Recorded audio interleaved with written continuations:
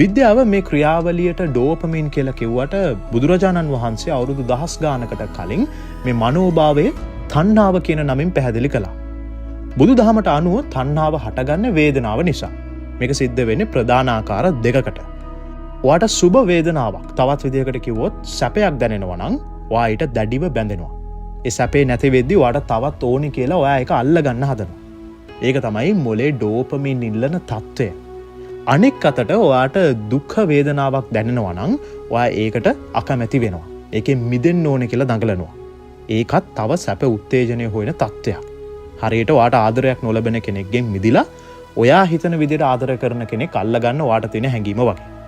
මේ නොනවතින ඇලීම සහ අතහැරීම තමයි පුනර්භවය කියන ශක්ති ප්‍රවාහය නොකඩවාම පවත්වගෙන යන්නේ.